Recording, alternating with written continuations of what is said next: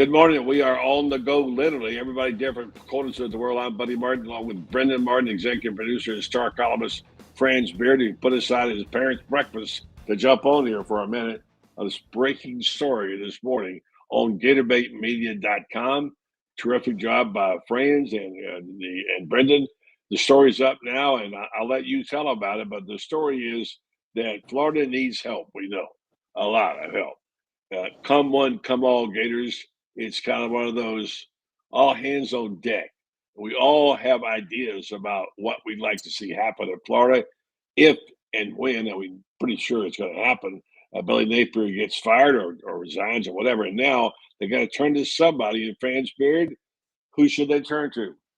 Well, from everything that we have found out, and a lot of sources, spent a lot of time yesterday talking to a lot of people, particularly people who have the real connections to tell you exactly what's going on. Florida is going to go with the general manager approach. That means you got to hire a coach, but the season's going on. You got if Billy survives this week, even if he survives this weekend, he's got 8 games left. So what happens if you fire him after the next game or the game after, whatever? You're still going to have a huge chunk of the season left. So you better have the program in good shape. You just can't have the program in free fall, which is what it would be for 2 months, 3 months, however long. So what have you got to do? You got to bring in, they're planning to bring in a general manager and, as I'm told, assistants as well. And what they will do is they will basically run the program and hold the program. They'll take care of things like recruiting. We've got some really good players coming in, a couple of huge 5-star legacies in Ben Hanks Jr. for one, and Vernell Brown the third. I mean, these guys are big time recruits that everybody in the country wants. So how do you hold on to these guys?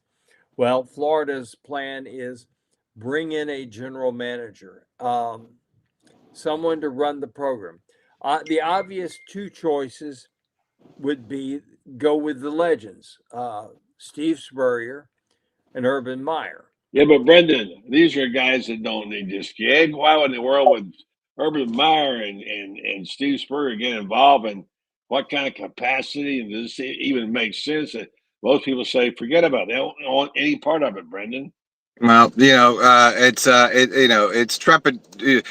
trepidatious times call for extreme measures in some ways. I think we can't be surprised at this point about anything that we see because it's all sort of trailblazing in a lot of sense. And to be honest with you, these kind of discussions have been happening for over a year. At one point we were talking about just having a little conference and talking about just what it means to win as a coach and raise some money, which we'll sure we'll do one day. But I think it to me it sort of echoes what we already know, is that to be a Florida Gator is special, to coach there is special, to win there is special, that it's not just a whatever program, that that they're not Vanderbilt, they're not these things, and that it matters, and legacy matters. And I think I think we're seeing that right now.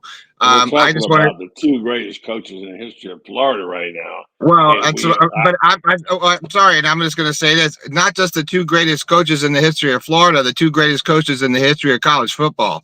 And I think that's what's really unique about the entire thing. And my last thing I have to say is that and I have to go. My daughter's about to start her soccer game, and she's going to kill me. And we've been working on this all night. So I just wanted to get on and say great job to Franz and Buddy, and you guys did great work today and last night. And hey, I always say go Gators, but I got to dip out. And we'll catch up to either later tonight or tomorrow. All right. All right, Brendan. Good luck, Stella. Franz out carry for 5 minutes. Go soccer, Dad. Yeah, he's got to go get his parents some breakfast this morning. Hey, great all-nighter for you too, friends. We all worked the way hours. Basically, here's the story for those just tuning in. We're if we're betting men, we would, and we are, we say Billy Napier's not going to survive. Your story this morning says, at best, Billy Napier would last till the Georgia game. I personally doubt he'll last 2 weeks, but that's just me.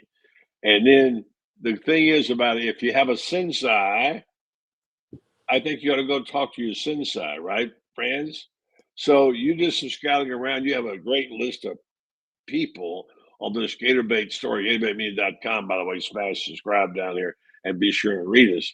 And this story says, breaking news, that if asked to help, not to coach, but to help in an advisory capacity in some fashion, if Billy is fired, which we would say means about 95%, that we have it on good authority, friends, your sources and mine, saying they would consent to lend a helping hand in this so-called advisory board / athletic director GM position. Did I say that right? And would you please go ahead? Yeah, well, here's what we know about Steve Spurrier and Urban Meyer.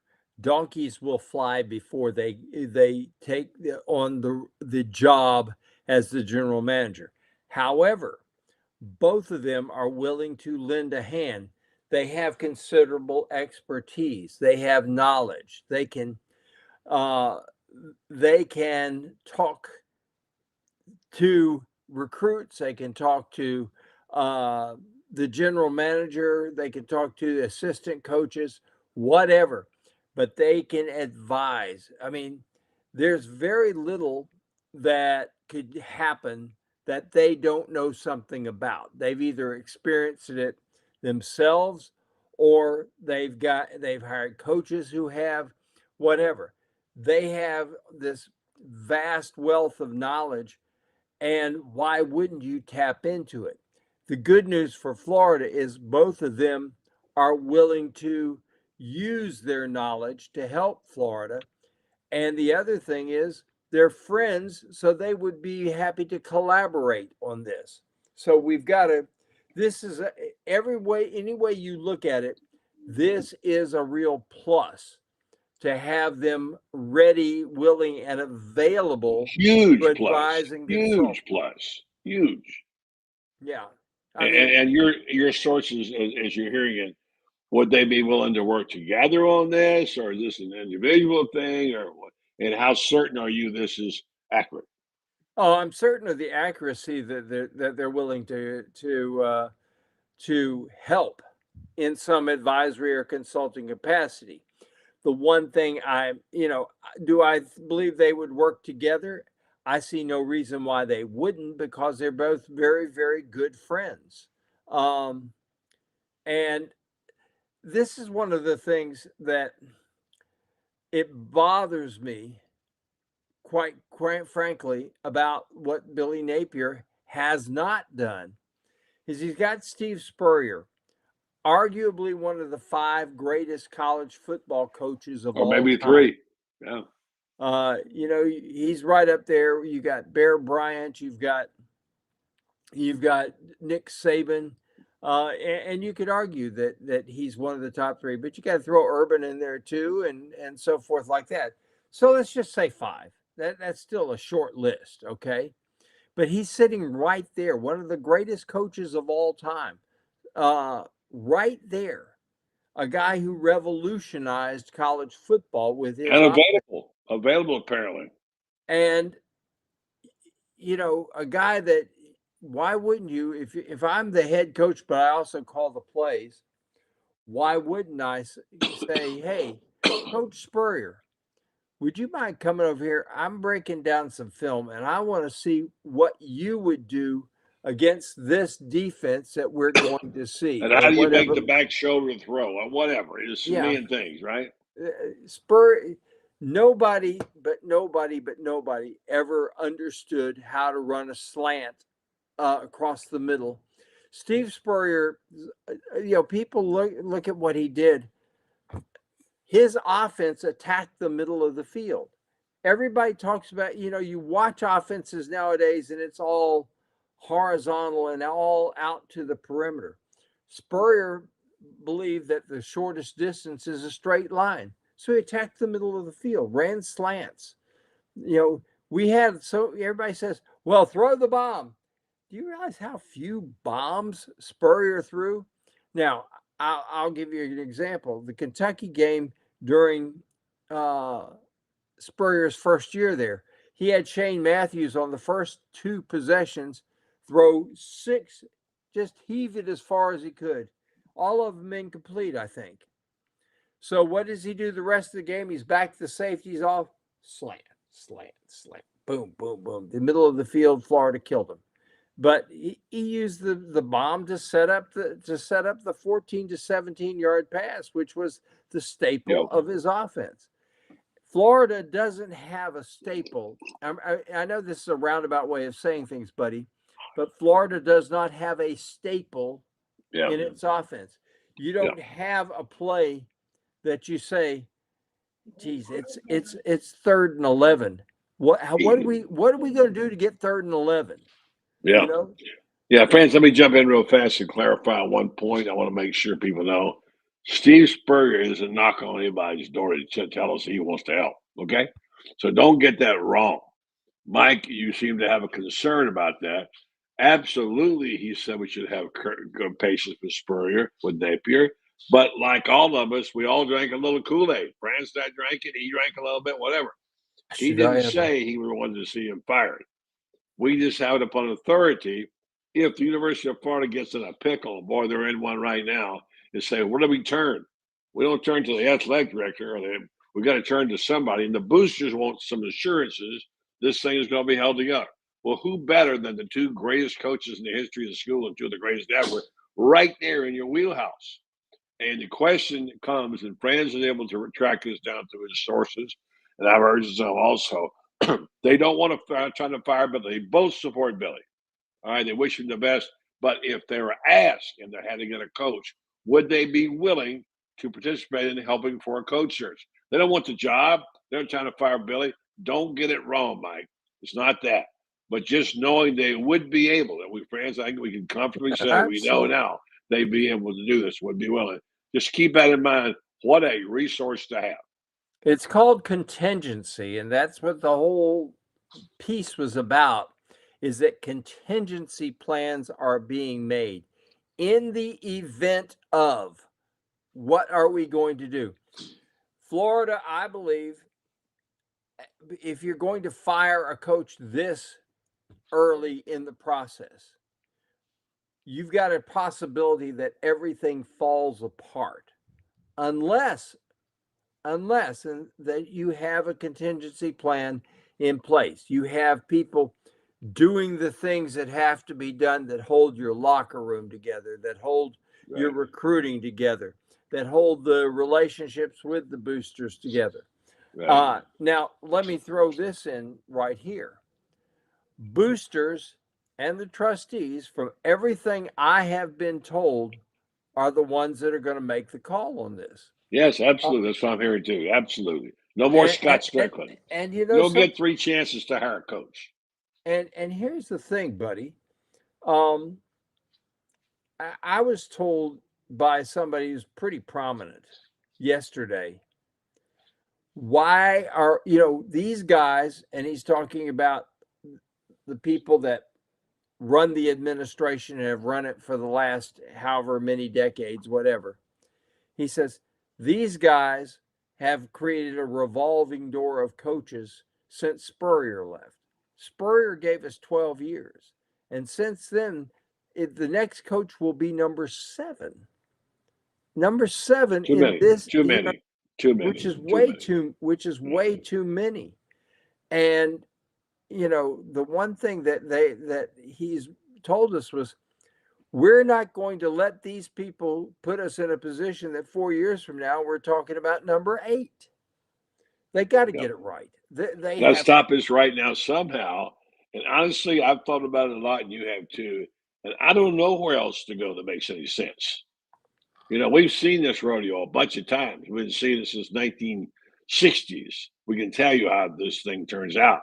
And quite often, if you've got the power of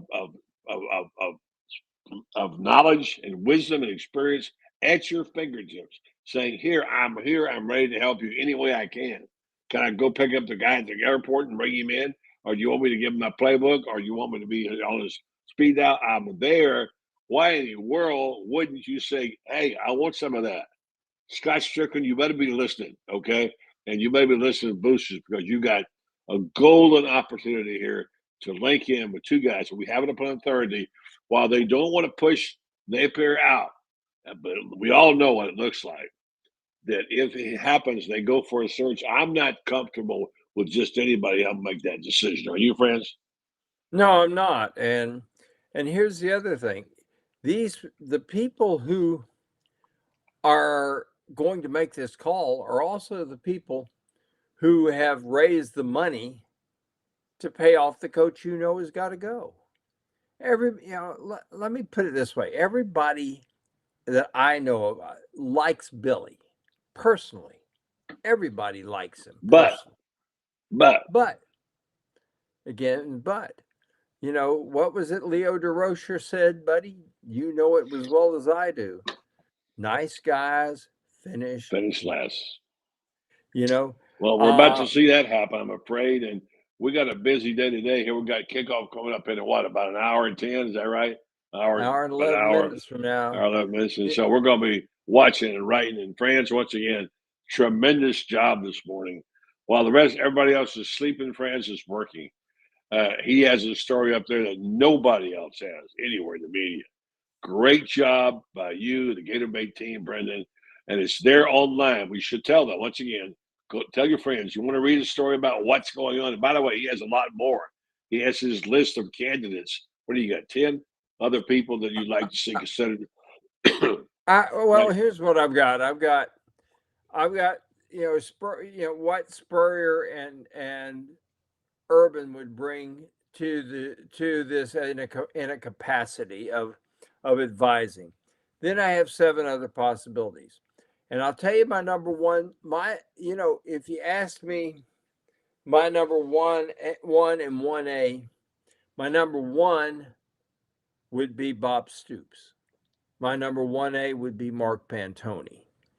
Stoops still has his condo right next to the Spurriers. They're still close as they can be. So that's a possibility. That would, but would he do it? I don't know. He's comfortable in what he does now. But Bobby's not here, and Steve and Urban are in the state of Florida. Yeah. That's what I'm saying. But I'm talking about as the GM itself. Yeah, I'm not talking about as the advisor. I got you. I'm talking about as the GM. And it would work well because the 3 of them are close friends. All 3 of them, I mean, they are really, really close. So this is why I say this could work out well. My second choice, not necessarily my second choice, my 1A is Mark Pantoni, who is a Gator. My gosh, the greatest mind behind the greatest organizer of a recruiting machine known to man. And set up Urban and set him up for success at Florida with all that stuff he did. He came on here. He started working as in the recruiting office. And by 2006, he had taken it over. The guy is he is an absolute, I hate to use the term genius, okay? I think it's way overused. But this guy's a genius, buddy. This guy knows the ins, the outs, everything you can think of. He knows it. I've been to Ohio State. You have too. I've seen how he does things on game day, etc., like that. I'm telling you, Mark Pantoni is something special. But then we also have a couple guys in there as well. Another couple guys. One of them is Ryan Stamper.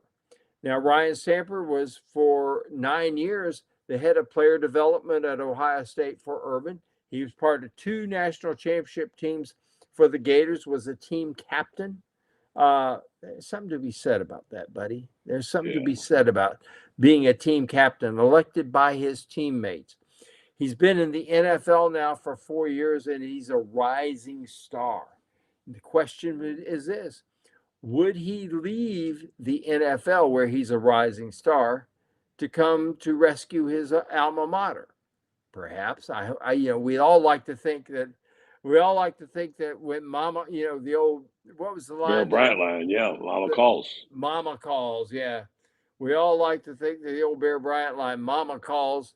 That when Mama calls, they say yowza, but we don't know that for sure. Okay. But it does make a lot of sense, and it seems like if you have an emergency, which is what we have now, and we can't seem to get it right after 15 years, and we're about to make another hire and possibly another disastrous mistake. We have enough mistakes that lasted for our lifetime and then some, that we need to have every available brain and anybody who's got a brick in the state of Florida, particularly the two giants that are like Urban Meyer and Steve Spurrier. And boy, why wouldn't you jump all over them? And I'll just say this, I'll let you close it out. If they don't take advantage of this and this coaching search, I mean, I hate to think what might happen. Here they are. They're available. Go get them. This is a unique situation, I believe. I hate using Tennessee as an example, but Tennessee is a good example. Danny White came to Tennessee and he cleaned out their athletic administration, top to bottom. All the Phil Fulmer people, every one of them, gone. Brought in his own people, and look at what they've done. In a very short period of time, their football program is relevant on a big scale, to the point there's a lot of people that say, wait a second, you all have Georgia, Tennessee, Georgia, Alabama, Texas, Ole Miss as your four in the playoffs. A lot of people are saying, wait a second, there's going to be a fifth team in there. That's going to be Tennessee. Could be. But you look at what he's done. Their basketball program is elevated. Their baseball team wins the national championship. They finished ahead of Florida in the Directors' Cup. How'd they do it? First things first. They went there and cleaned things out and brought in the right administration. I like that approach. I think it's probably the right approach at Florida. Who would be the athletic director? That may be a bigger question. We know that a GM is necessary to hold things together. Okay, we know that. Well, the AD's got to worry about basketball and baseball, all that stuff too. So maybe they're different jobs. We need a football athletic director and a athletic director. We know also that you've got to have people to hold things together. We know that. We know you got to find the right coach. We know that. But we also have to find the right administration to run this show. You can't keep doing what we're doing. The old saying, if you always do what you've always done, you will always be what you've always been. And we used to be a championship program because we did things the right way. Now we can say we hire nice people, but here's what we're not starting a church choir or a Boy Scout troop. We're playing college football. Buddy, college football, and you know this as well, but I'm saying this for the benefit of everybody that's watching or listening. College football teams that win championships are typically 2 or 3 Boy Scouts and 19 borderline psychopaths. I mean, people laugh when I say that, but you think about it. This is a violent game. This is a game where people go out there and maim each other for life. You look at the NFL, buddy. What is the average lifespan of somebody who spends 4 years in the NFL? You know what that is? I know it's low. 57 years. Yeah. 57 years. The rest of the United States, the average lifespan is 76. So you're talking about, You play this game and you take 19 years off your life playing this game. It is a violent game in which people to go out there and try to rip each other's heads off. All right. Well, there's a vote for you as GM, friends. I will end it with that. All right. There you go. Great story. Somebody smarter than I am. Recapping everything. Again, Francis' story this morning on GatorBaitMedia.com. If you're not a member, you ought to be. Is about, what's the headline say again, friends? About the Legends to the Rescue? Legends to the Rescue. What's it? Basically contingency plans for life after Billy. Yeah, and Urban Meyer and Steve Spurrier indicated willingness to help. There's your story. You don't get that anyplace. So great stuff. Let's go watch it again. Give me 60 seconds on Florida, Mississippi State. Florida better win, number one. Number two, Mississippi State's offensive line might be worse than Florida's. They've given up 10 sacks. Florida's got to generate a pass rush today. If they don't, they're in trouble. Blake Shapen's a good quarterback. He's the guy that runs the show now at Mississippi State. He's a Baylor transfer. He's a very good quarterback. I don't say he's a great one like the last two we've seen who played great, but Florida's defense may make him look great. Florida's defense has a habit of making you look better than you are. But it starts with the defense. I am convinced Florida's going to score points today. We'll leave it with this comment by Mr. Bassman, and maybe depending on what happens, maybe we'll talk before the day is over, friends. Mr. Bassman says, Gator fans' average lifespan is 53. Let me put it this way.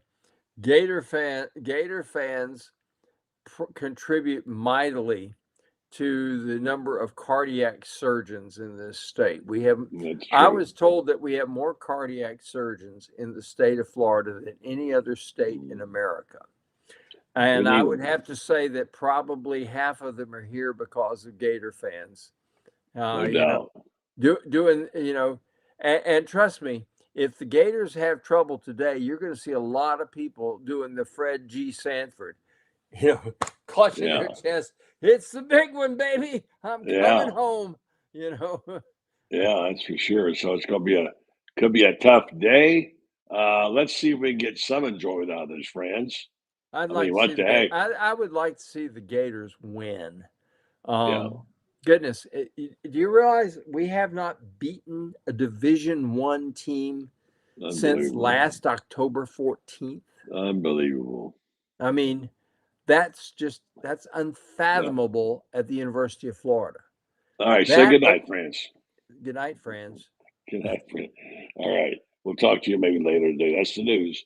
All the news from Lake Wobegon, which is also known as Florida football. So we'll play the Open. We don't have to.